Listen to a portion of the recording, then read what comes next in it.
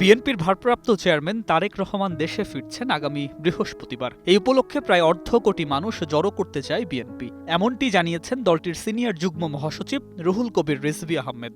রাজধানীর ৩০০ ফিটে তৈরি হচ্ছে বিশাল আকারের মঞ্চ, আরও নানা আয়োজন। তবে এবার ভিন্ন আয়োজনের কথা জানালো রেলপথ মন্ত্রণালয়। নতুন এবং ফিরে আসা গ্রাহকদের জন্য নগদে চলছে ক্যাশব্যাক সহ প্রতিদিন হাজারো উপহার জেতার সুযোগ। হবে আশা আর ফেরা, সারপ্রাইজ সেরা।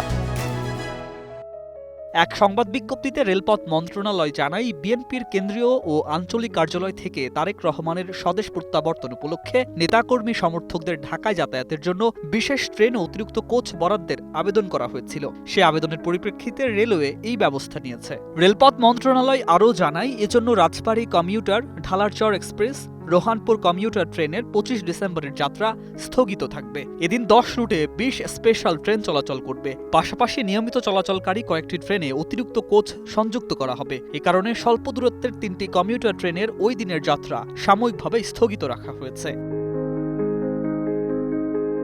এছাড়া নিয়মিত ট্রেনগুলোতে প্রয়োজন অনুযায়ী অতিরিক্ত কোচ সংযোজন করা হবে। এ ব্যবস্থার মাধ্যমে প্রায় ৩৬ লাখ টাকা রাজস্ব আয় হবে বলে অনুমান করা হচ্ছে।